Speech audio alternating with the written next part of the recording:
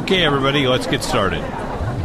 If you're not sure where you are, this is Exoterran Ethnomusicology 205, second semester. Prerequisites for this class are Exo-Ethnomusicology 101 and Exo-Anthropology.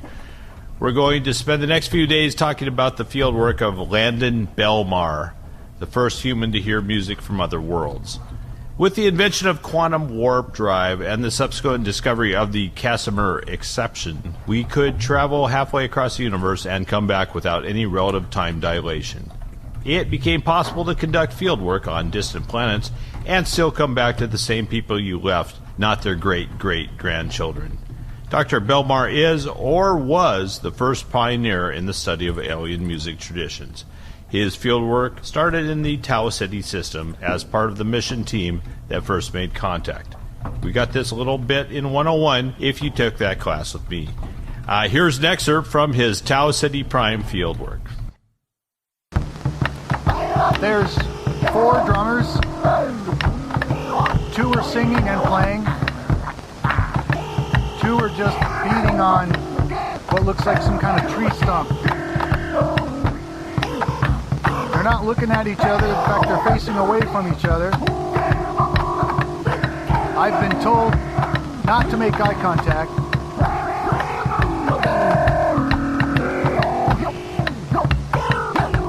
They turned around now. They're facing each other. Now they're looking directly at each other across the drums.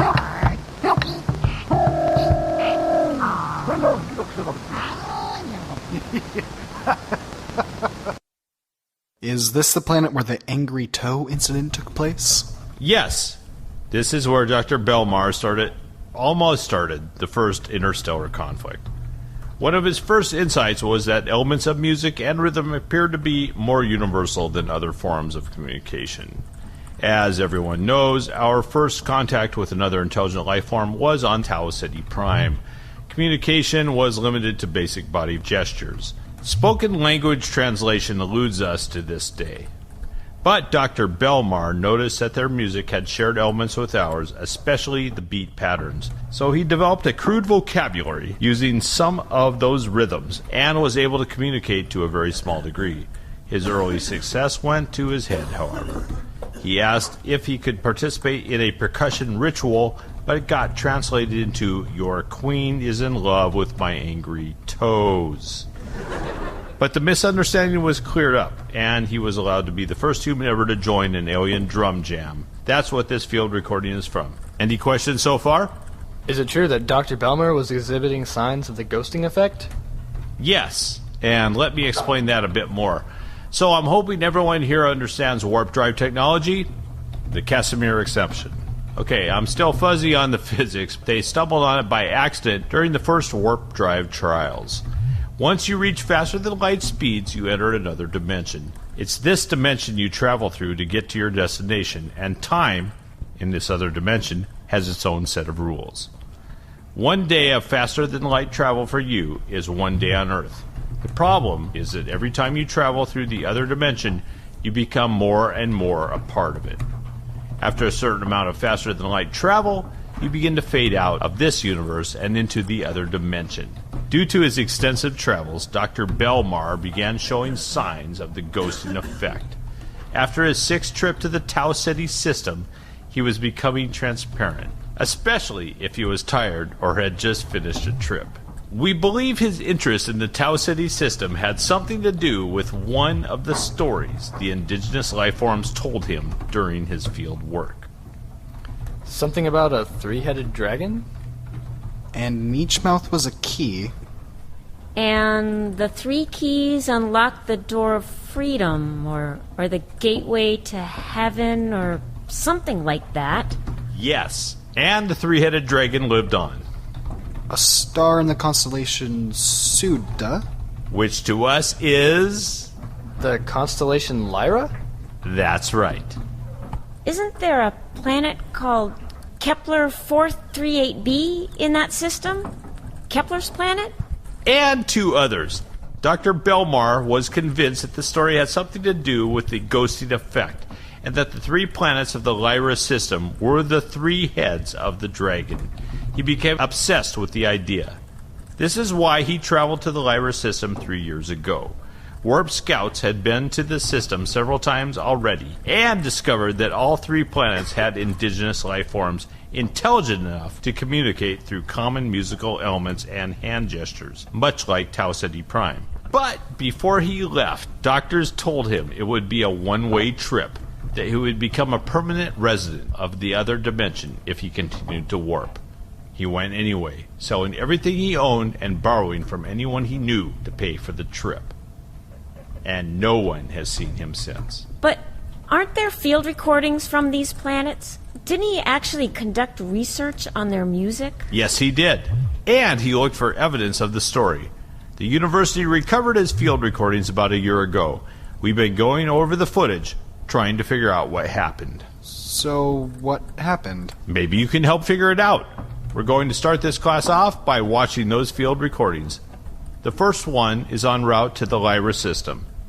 Can you dim the lights? Thank you.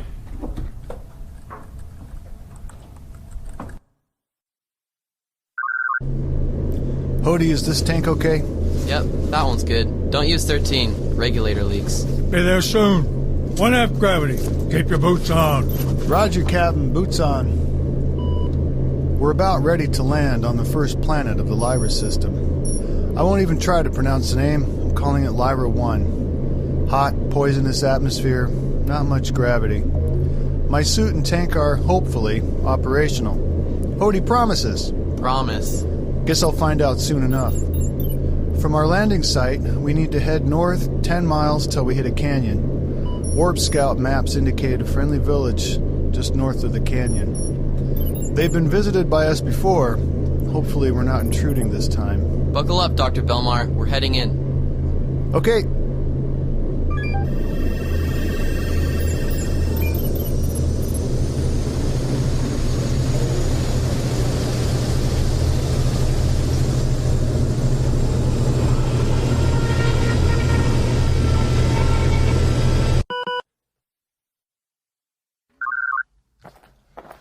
Forgot how hard it is to do recordings in a suit. We're about halfway down the path to the bottom of the canyon. My guides appear to be very excited. The canyon walls have excellent acoustics. I can see why they conduct the rituals down here.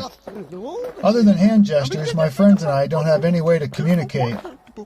I've tried a couple of beats we share in common, and they'll repeat them, but no luck attaching meaning to them other than just repetition.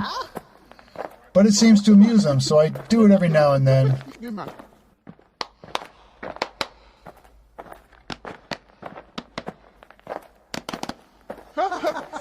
know, it's funny.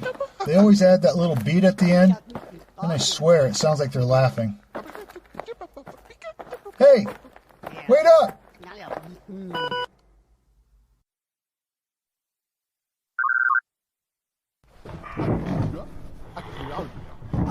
My E-suit says I've got 45 minutes of air left. I'm hoping that's enough to get through the entire performance. There are 5 musicians setting up on a large platform made out of black stone, raised about 3 feet from the surface of the canyon.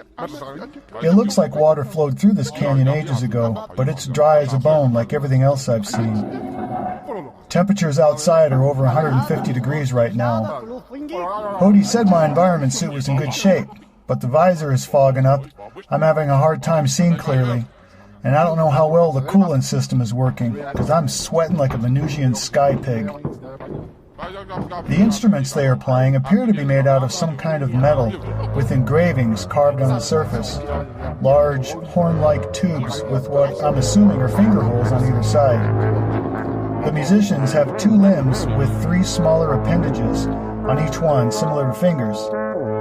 The instruments are so large they have to climb up small steps to reach what I'm assuming are the mouthpieces. I think they're starting now.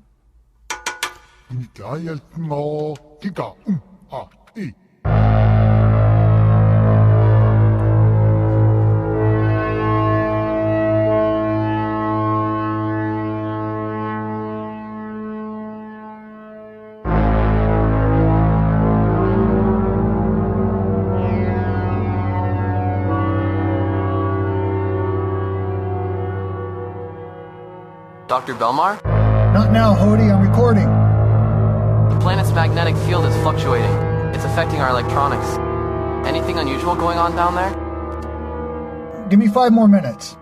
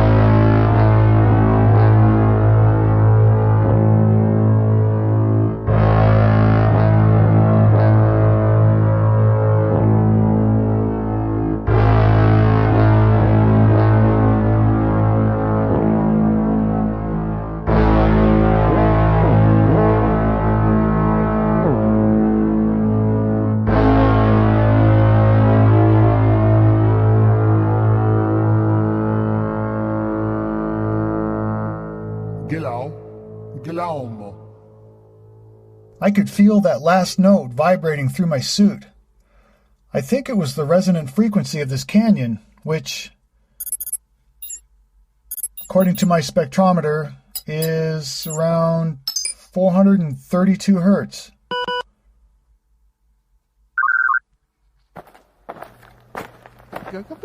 I'm on my way back to get picked up. I asked Hody to analyze the planet's magnetic field. It has a resonant frequency exactly twice that of the canyons. Interesting. He also said that as soon as the music stopped down here, the magnetic field returned to normal. Hey! Wait up!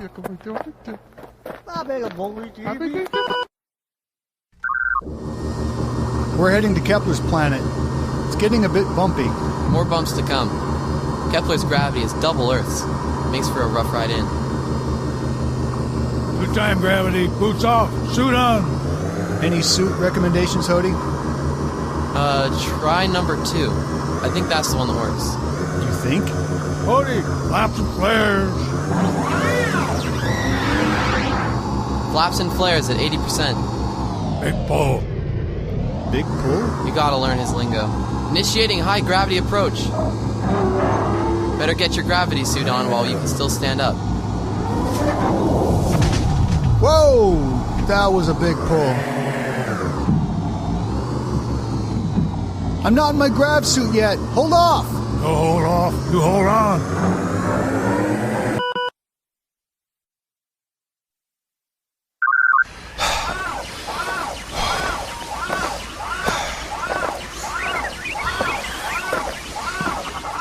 Well, we've landed, if you can call it a landing. We just sort of dropped out of the sky. Minor damage to the ship. Hody says they'll have it fixed by the time I get back. I don't have any guides this time, but I was given a rough map to the site. There's going to be a wave ritual at the top of a mountain plateau about 3 miles from here. There's an extensive lake, almost like an inland sea, covering most of the plateau, and in the middle of the lake is an island. The ritual is going to be on it. I'm walking through hilly grasslands, following a ridge up to the plateau. It's very windy. There are bird-like creatures off in the distance, but I haven't gotten a good view of them yet.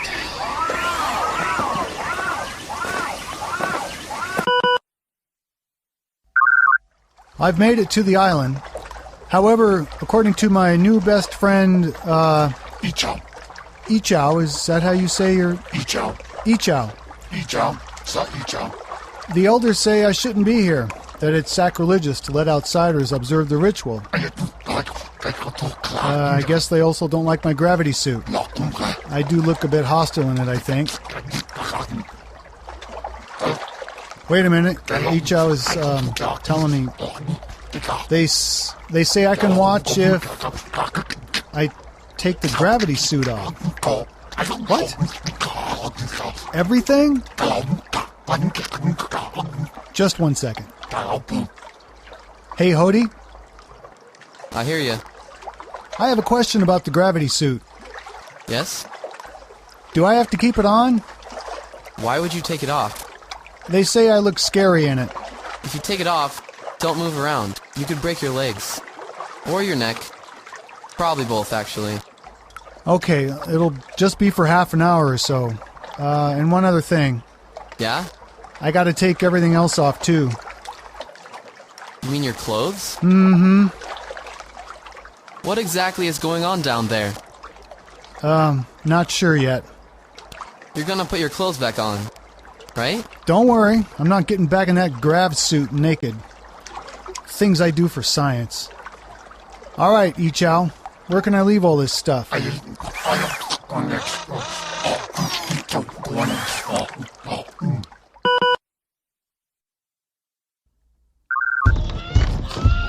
As you can hear, the ritual has already started. It's more like a riot than a ritual. I'm being carried around so I don't have to fight the gravity. I wouldn't be able to move or see anything otherwise. There are about 100 participants, all banging away on some of the strangest percussion instruments I've ever seen. There is one gigantic drum in the center being played by an equally gigantic local. Whoa! Hang on there. He's keeping a steady beat, but everyone else appears to be playing haphazardly. Wait a minute. No, the beats are beginning to weave in and out of each other.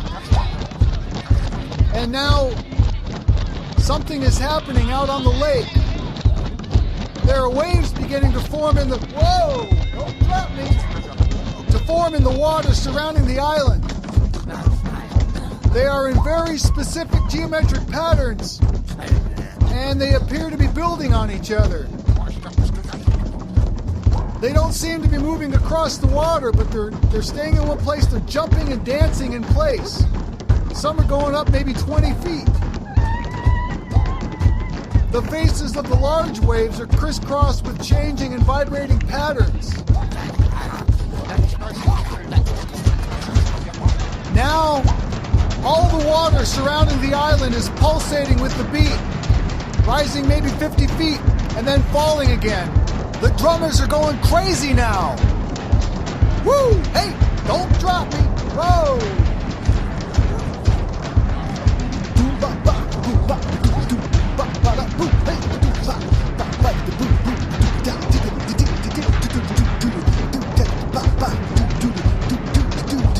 Watch out! Don't drop me! Well, I'm fully clothed again with my gravity suit on, walking back to the pickup site with Ichao. Something doesn't feel... Oh! It appears I forgot to put my underwear back on. What's that? Oh, very funny. Yes, Ichao tells me that I didn't really need to take my clothes off in the first place. What? Ah, he says that two of the elders just wanted to see what I look like out of the shell, is close translation.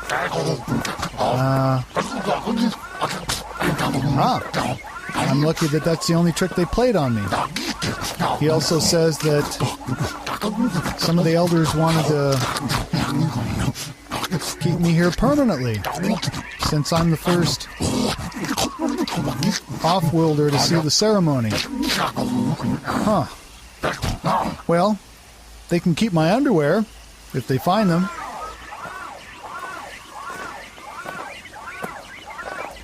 Hey, Ichao! Wait up!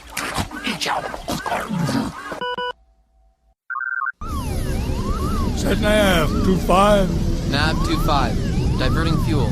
Wait, no divert fuel. Port 10 degrees. Port 10 degrees. Now, divert fuel. Flaps down. Flaps 100%. Starboard thrusters are choking out. Left horizontal stabilizers locked. Now it's gone. Buckle up, boys. Ground coming fast. Should we put on gravity suits? No time. Hang on.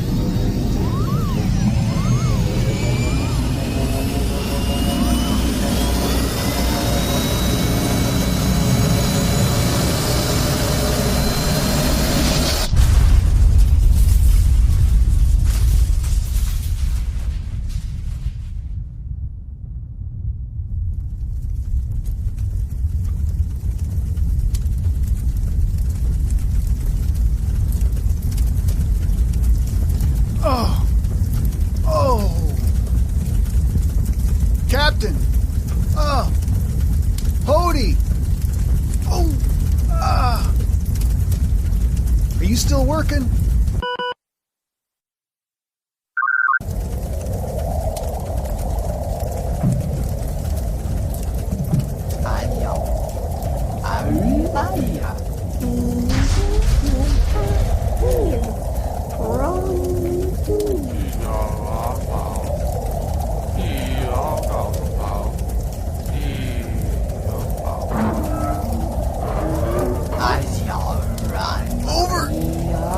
Over here!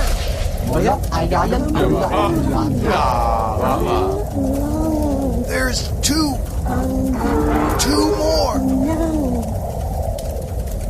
Two more!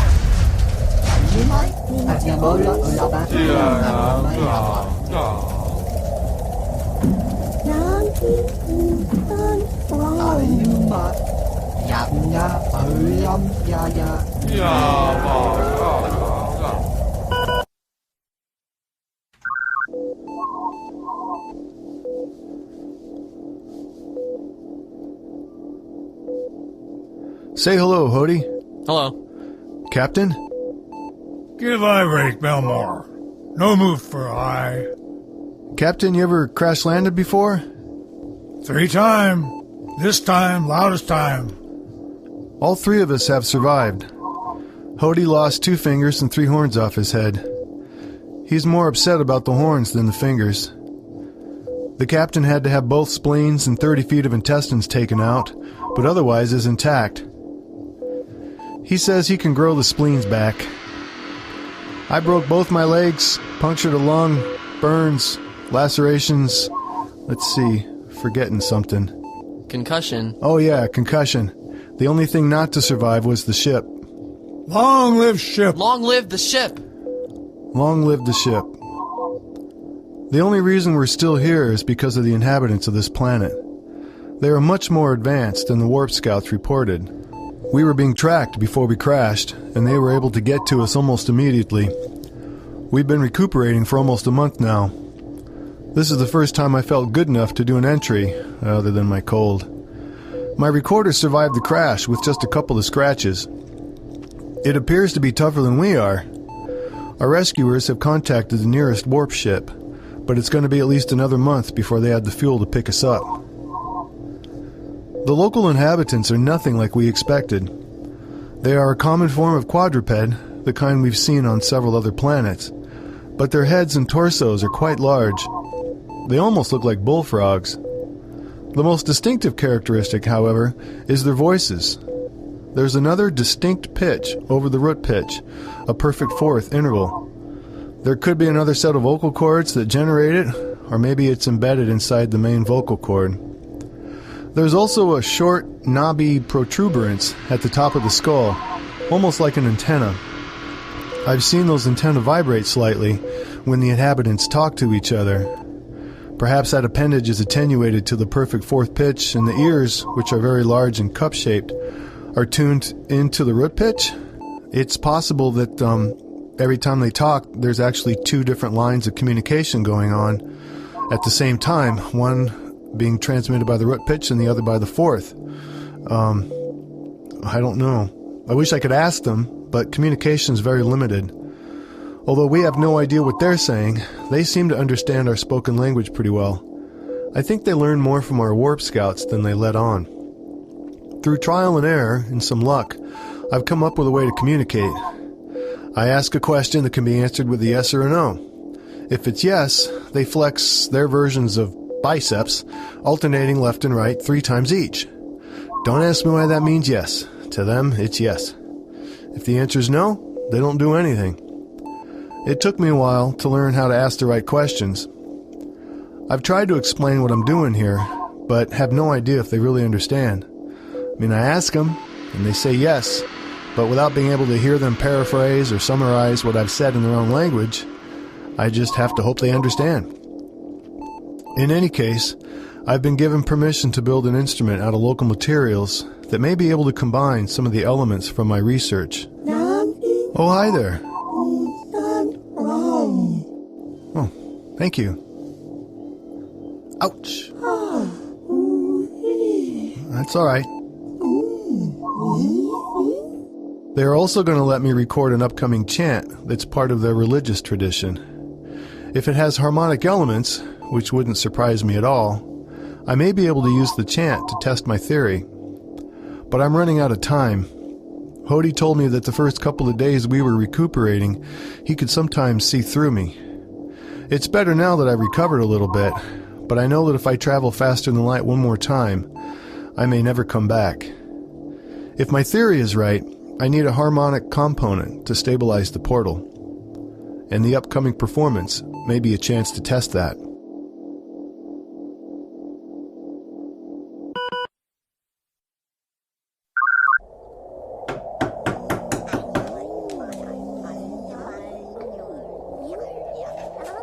How's it look, Hody? And it's supposed to be... This instrument will recreate the resonant tone from the first planet and the polyrhythms from Kepler 438b, in theory. So you blow into the horn... And then I play one polyrhythm with my hands and the other with my feet. And blow at the same time? Well, that's the plan. I still got a pretty bad cold, but I think I can do it. Start her up. I want to hear it. Not ready to play yet. Gotta finish and then practice. I got a week to get it down. Some of these parts are from the ship. Yeah, I needed some frequency modulators and a tone resonator. Figured the ship isn't going anywhere. But we are, right? One more week? One more week. Can't come soon enough. Haven't seen clear skies since we got here. Is it like this all the time? Well, other than changing color from green to purple every now and then, yes, I think the fog is like this all the time. I'm going to go check on the captain. Make sure he's not in trouble again. Did that whole thing get cleared up? Mostly. There's 3 more locals on his apology list before they let him out. What was he thinking? Who knows? He gets a little crazy when he's grounded. I'll keep an eye on him. All right. Thanks, Hody. As you can see, it's a monstrosity. It took me 5 days to whittle out those 3 gears, and I'm still hollowing out the horn throat. But I think it'll work. It better work, or I'm stuck on this planet for the rest of my life. Either that, or I can warp out of here as a permanent ghost.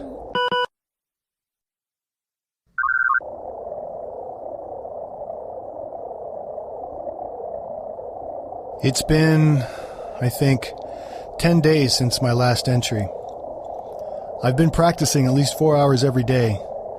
I got the horn part down, but the polyrhythms have been a challenge, especially the foot part. But my legs don't hurt much anymore when I walk, thanks to my alien friend's mysterious medical mojo. Right now we're at the site where the chant will be performed, at the top of a gently sloping hill north of the village. There are 3 singers on a raised platform. They all face in towards a large ball on a stone pedestal. The ball appears to be carved out of the same wood-like material I used to make my... I don't even have a name for it. I'll call it my last chanceophone. The fog is unusually thick today, although it's a brilliant hue of green with tinges of purple in it. I've been allowed to set up just behind them. Hodie's going to record this one for me. Right, Hodie? Yeah. It's been a while since I used this thing. Well, you don't have to worry about it. It's on right now. When we're done with the performance, hit that button right there. You mean this one? You turned it off. Push the start button again. I just did. I think it's going. Yep, it's on. I'm going to go get set up.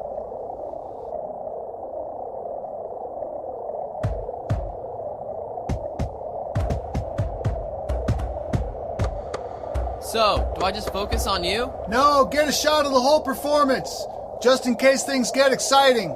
Exciting how? Well, I've got some ideas, but I'm not sure. Just keep the camera rolling.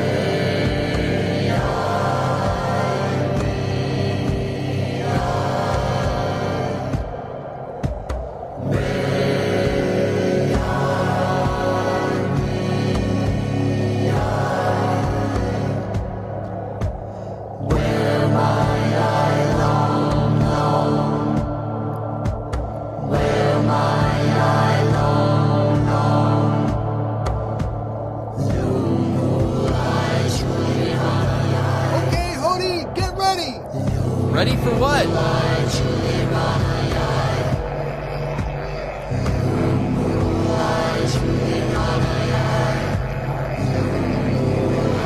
Now the horn is going. And as soon as he started playing, the fog surrounding the players began to clear off. Now the ball on the pedestal is beginning to glow green and purple. There's some kind of, it looks like a funnel of light is...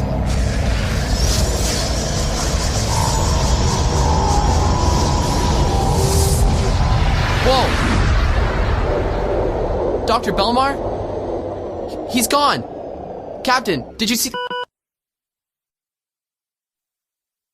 So that's it? That's it. No communication of any kind from Dr. Belmar since then. So, I think... So, he was trying to reverse the ghosting process. Very good. That's what he thought he was doing, yes. And the musical elements he heard from each planet combined to do what? He thought the combination of one resonant note, 2 layered polyrhythms, and a 3-note harmony would restore his connection to this universe. But something else happened. Well, what happened? We don't know, but we're working on it. All right. I think that's more than enough for our first meeting. For next time, please read chapters 1 and 2 in Grotsky's The Universality of Tonal Parameters and William Brumbler's 2047 treatise on quantum beat theory. Thank you.